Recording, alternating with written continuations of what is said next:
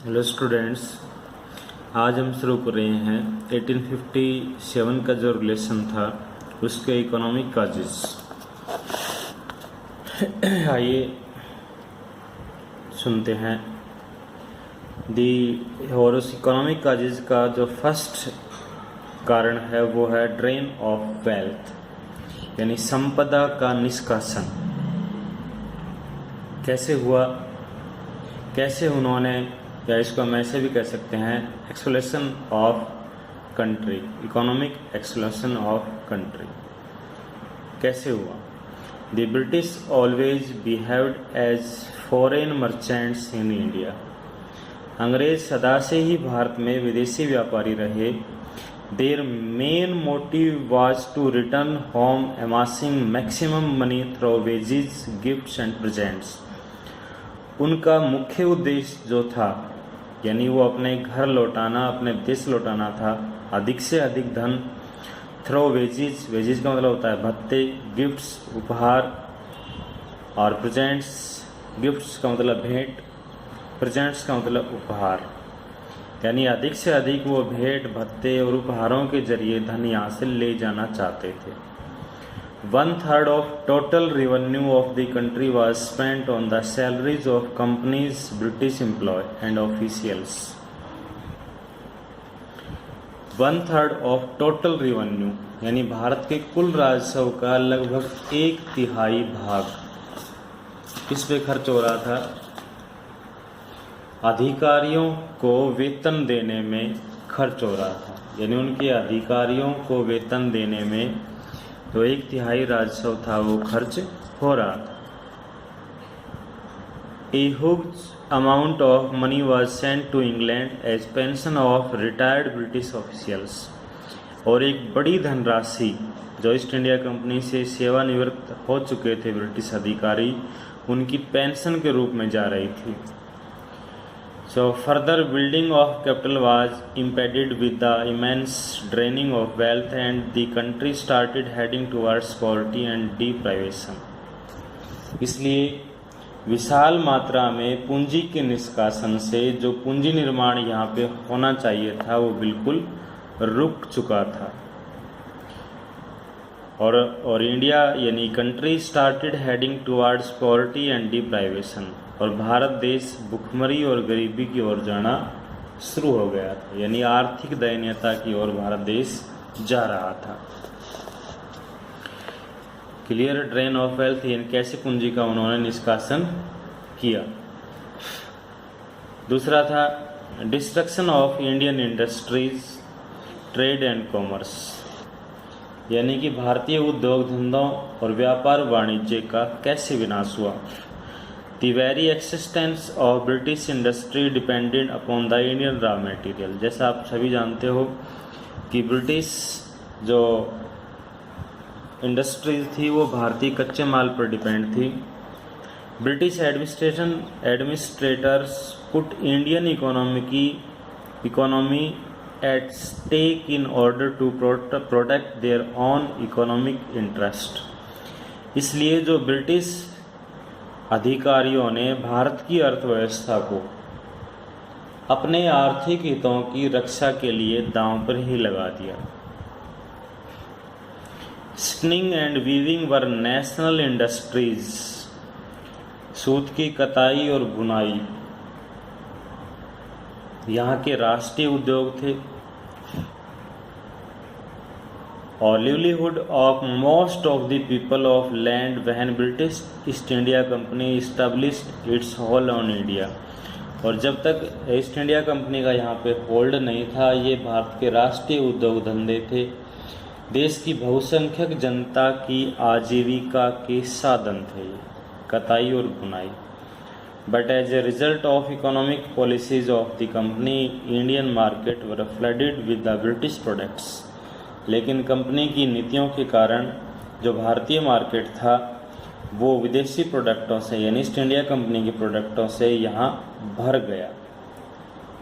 और उसने क्या किया, यानी भारतीय जो हस्तशिल्प उद्योग थे उनकी आजीविका को पूरी तरह से बर्बाद कर दिया। The British policy of free trade push to Indian external trade to decline. और ब्रिटेन की मुक्त व्यापार की नीति के कारण जो भारत का विदेशी व्यापार था वो पतन की ओर बढ़ने लगा। दो कारण हो चुके हैं। ड्रेन ऑफ वेल्थ, कैसे धन का निष्कर्षण हुआ, तो हमने पढ़ा था कि वो अधिक से अधिक धन यहाँ से ले जाना चाहते थे। किसके ज़रिए? Wages, gifts and presents. और मैक्सिमम रेवेन्यू का जो इसमें वो पैसा लग रहा था, अधिक से अधिक पैसा उनकी सैलरी के लिए जा रहा था। जो सेवानिवृत्त ऑफिशियल अथॉरिटी थी उसकी पेंशन के लिए यहाँ से धन जा रहा था। दूसरा कारण था कि जो रॉ मटेरियल था वो यहाँ से अधिक मात्रा में ले जा रहे थे और जो तैयार माल था वो भरपूर मात्रा में यहाँ इंडियन मार्केट में धकेल रहे थे। और जो मशीनी माल था वो सस्ता होता था, इसलिए भारतीय लोग भी उसको अधिक मात्रा में खरीद रहे थे। तीसरा जो मेन कारण है वो exorbitant rate of land revenue, भू राजस्व की कठोर दर। The rate of land revenue was very high under British East India Company. East India Company के अधीन जो राजस्व की दर थी वो अत्यधिक ऊंची थी। It amounted for more than 1/2 और फार्मर्स प्रोड्यूस, और ये किसानों के कुल उत्पादन का लगभग आधा भाग था वो इसके रूप में निकल जाता था, लगान के रूप में चला जाता था। The harsh means of revenue collection and law of eviction in case of non-payment of revenue pushed the farmer towards starvation, poverty and deprivation। और लैंड रेवेन्यू कलेक्शन के लिए जो उन्होंने कानून बनाया था, यानी जो लगान भुगतान नहीं कर पाएंगे या तो उनकी ज़मीन छीन ली जाएगी, भुगतान न की जाने की स्थिति में उनकी ज़मीनें छीन ली जाती थी, जिसके कारण वो भूखमरी, गरीबी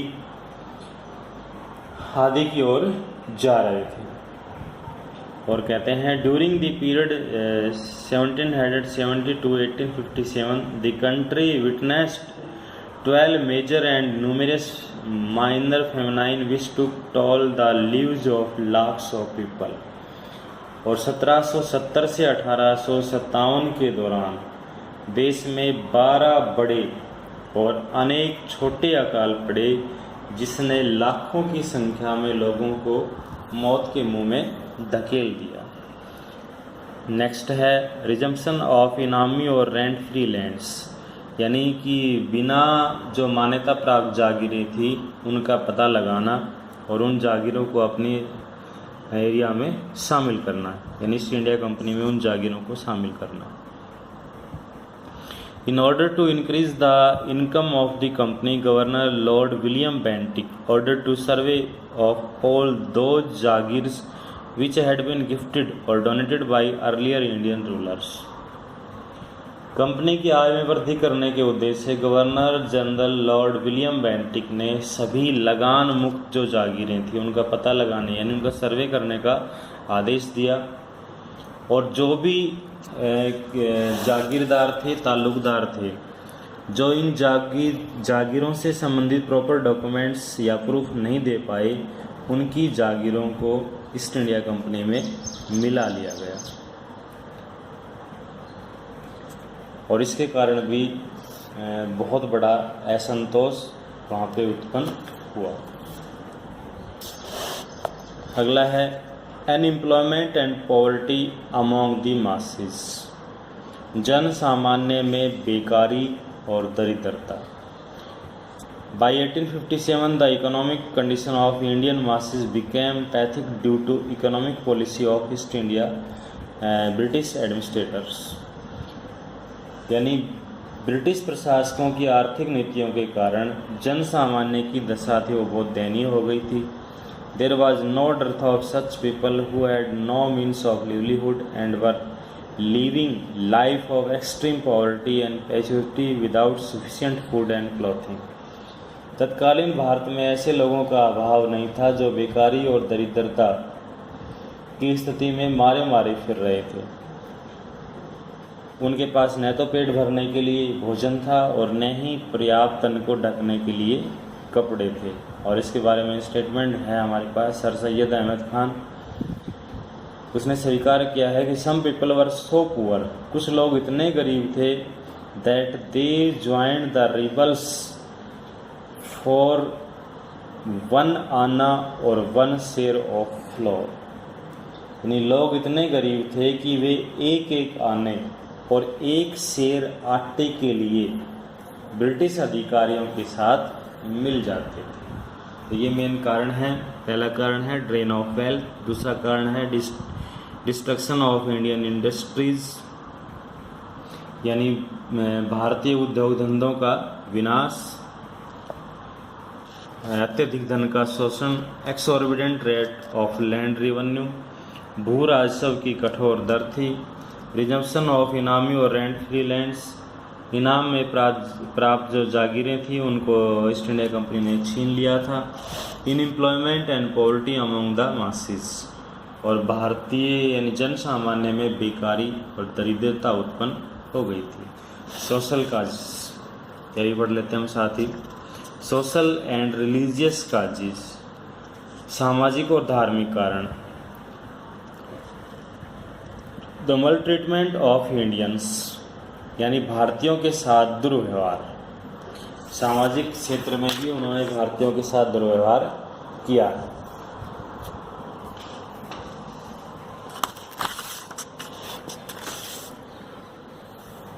By 1857 economic condition, the British considered themselves superior to Indians. अंग्रेजों ने स्वयं को भारतीयों से सदा ही श्रेष्ठ समझा। They had neither any sympathy for the Indians nor any love for Indian culture and civilization. वो भारतीयों के साथ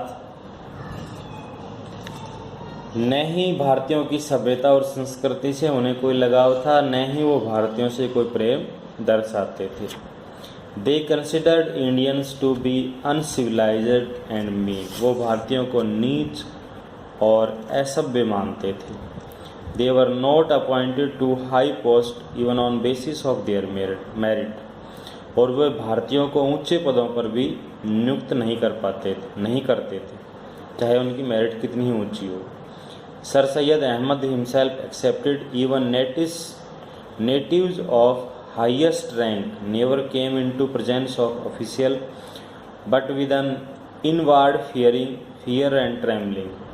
सर सैयद अहमद खां कहते हैं कि उच्चतम श्रेणियों के लोग भी, देसी लोग भी प्रेजेंस ऑफ ऑफिशियल यानी ब्रिटिश अधिकारियों के सामने उपस्थित नहीं हुए बिना किसी डर या कांपते हुए।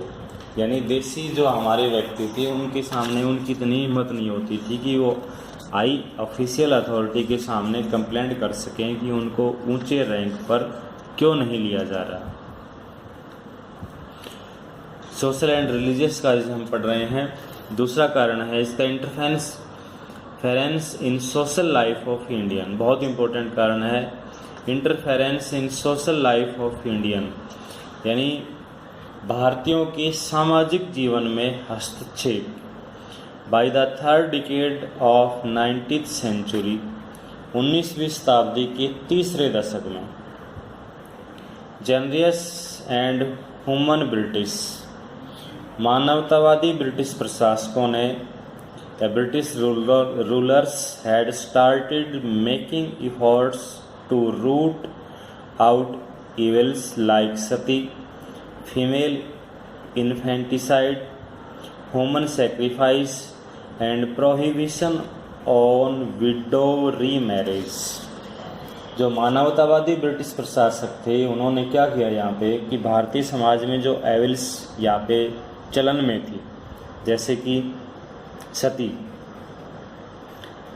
सती प्रथा, यानी कि एक विवाहित स्त्री का जब पति मर जाता था तो उसको उसकी चिता के साथ जिंदा जला दिया जाता था। एक बहुत कठोर रूडली एविल्स थी ये।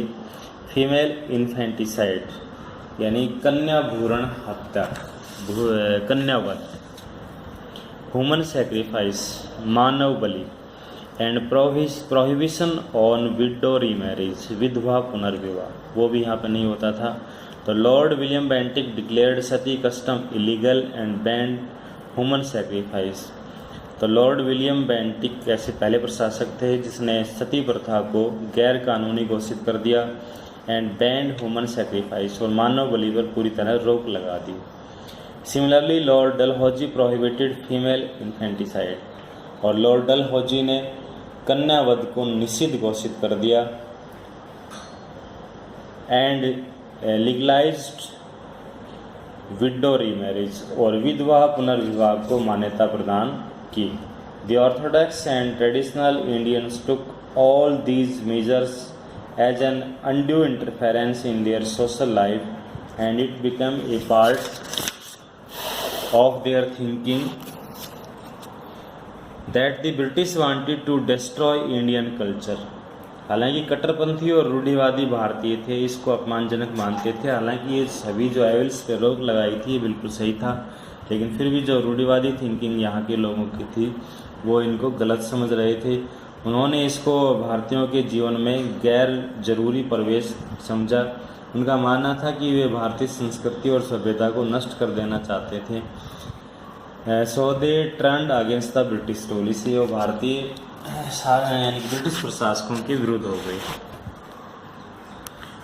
सेपरेट ऑफ वेस्टर्न एजुकेशन, ये भी एक अच्छा व्यू था, यानी पाश्चात्य शिक्षा का यहाँ पे प्रसार हुआ, लेकिन ये भी रूडली थिंकिंग वाले लोगों को शायद नहीं सूटेबल हुआ, इसलिए इसका भी विरोध हुआ।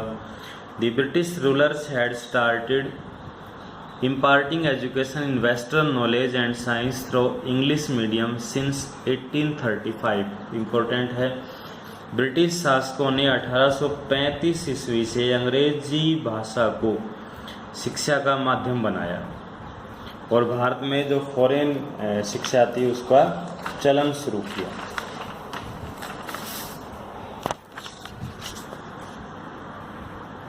Under the new system of education, students belonging to different castes and communities would study under one roof without any distinction and discrimination। नवीन शिक्षा प्रणाली के अंतर्गत सभी स्कूलों में विद्यार्थी बिना किसी जातियों और धर्म के भेदभाव के एक छत के नीचे ही पढ़ने लगे। It was certainly contrary to Indian belief and tradition। और यह व्यवस्था भारतीय मान्यताओं और परंपराओं के विरुद्ध था, क्योंकि यहाँ पे ऑलरेडी हम पढ़ते आए हैं कि यहाँ पे जो कैटेगरी थी वो ब्राह्मण, क्षत्रिय, वैश्य और शूद्र, यानी कास्ट का सिस्टम यहाँ पे कैटेगरी पे डिपेंड था, वर्ण व्यवस्था पे डिपेंड था, वर्णा सिस्टम पे डिपेंड था। The Christianity was openly taught in English school. अंग्रेजी स्कूलों में ईसाई धर्म की शिक्षा दी जाती थी। So Indian came to believe that the British wanted to convert Indian youth to Christianity. इसलिए भारतीय लोगों का भरोसा हो गया था कि वो भारतीयों को ईसाई बनाना चाहते थे। And Indian imparting them education through English medium. भारतीय नवयुवकों को अंग्रेजी की शिक्षा देकर उन्हें ईसाई बना लेना चाहते थे। ये थिंकिंग भी लोगों के घर कर गई थी। प्रोपगेशन ऑफ क्रिश्चियनिटी, और ये तो फैक्ट है कि वो ईसाई धर्म का प्रचार कर रहे थे। ईसाई धर्म के प्रचार के कारण ही जो पादरी लोग थे वो भारतीय धर्मों की कटु आलोचना करने लग गए थे। जैसा कि बाइबल मिशन स्कूलों में बाइबल का जो अध्ययन था उसको अनिवार्य कर दिया गया था।